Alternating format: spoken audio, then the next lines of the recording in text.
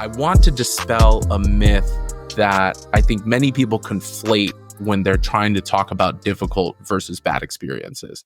And the myth is that there are no bad trips. And I will tell you that that is just patently false.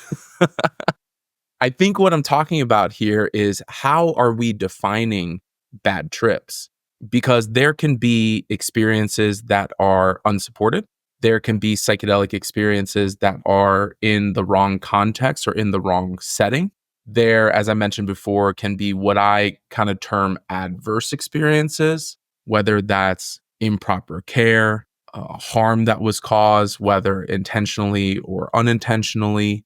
And so I think that if we say that there are no bad trips, well, that can be rather problematic and dismissive to people who go through really, really hard and difficult and bad experiences. Let's say you are reliving some trauma or something really awful that happened to you, and it's coming up in the psychedelic experience. Well, it would be belittling if I was supporting somebody and told them, "Oh, there are no bad trips." No, that's probably likely a possibility that you are going to experience the badness of that thing that you are processing again, right?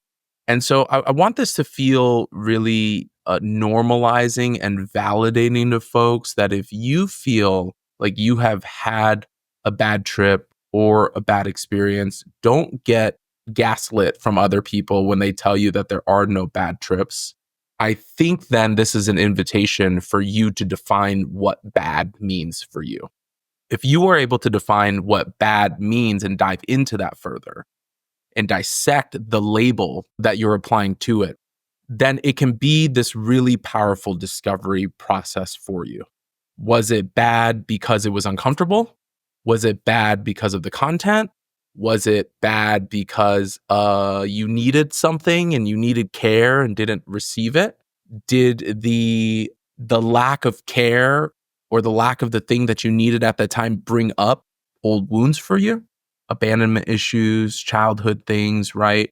And so I'm reminding folks that with psychedelics, there is what's called the non-specific amplifier effect, which we could probably have a whole episode about the non-specific amplifier effect, but just to break that down a little bit for folks here on this episode, it's the idea that psychedelics can amplify things from our unconscious, bring it up to our conscious or our surface awareness so that we can better come in contact with it and then potentially process it and potentially engage in some healing around it. There are adverse experiences. There are certainly, bad trips that can happen. But I think a lot of this matters into what we do with it. How do we apply it to our healing process? I'll be honest with you all. When I look back on my own healing journey with or without psychedelics, a lot of it with for sure, it's actually the worst experiences that I've had that have been the most character building. It's been the worst experiences that I've had that have had the most potential for healing. And as I'm thinking about this further, two things come up. One is that if you can navigate those experiences, it's a mark on actually how resilient you are. And I think that our society, sometimes people say the way that the mental health industry is set up, or, the medical industry is set up, or just our societal values, we're constantly reminded that we're not enough, or that we're weak or broken or less than, or that we have to have all of these things in place for us to finally feel whole, or for us to finally feel our full selves again.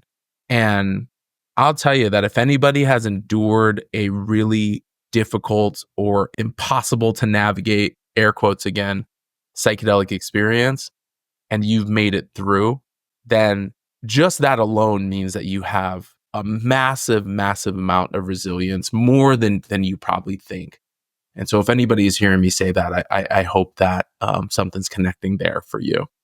I think the other, part of this is that the reason why I regard, a lot of my challenging and difficult experience as the most impactful to my healing is that I realize that oftentimes, for me at least, the opportunity to heal is just outside of my comfort zone. It's just outside of that range of where I feel capable and comfortable and all of that. And usually these are things that I'm avoiding. Usually these are pieces of content or experiences or parts of myself that I've created a story and labeled that I don't have the tools to touch this big, hairy piece of content, if you will. For folks who are exploring psychedelic experiences, there already is embedded in there this natural notion of stepping into the unknown, stepping into things that you're not familiar with. And I'll also acknowledge that in psychedelic experiences, you may not be able to always identify it as, oh, I'm having this really uncomfortable feeling or experience, and it's related to this. It's related to this thing that happened to me when I was 7. Like, that's not always clear for you.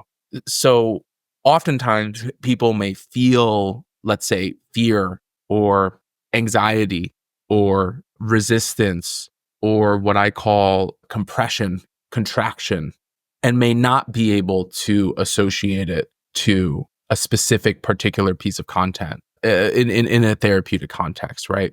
And so there's a couple of interesting things that happen here. One is that, I heard a phrase a long time ago that where focus goes, energy flows.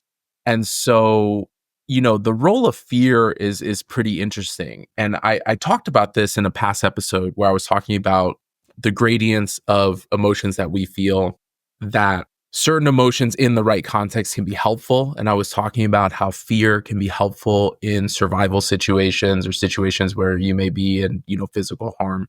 And the interesting thing is that if we are positioned in our perspective to fear a bad trip, or we're wanting to avoid it, or we are wanting to be as far away of that as possible, this funny, ironic thing happens in psychedelic experiences that oftentimes the things that we are avoiding are the things that come up.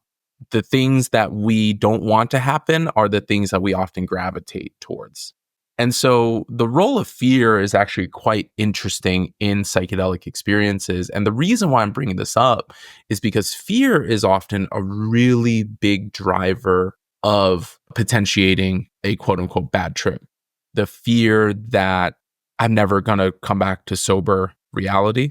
The fear that, oh my goodness, I've now broken something in my brain or my heart or in my spirit or my soul that I'll never be able to get back.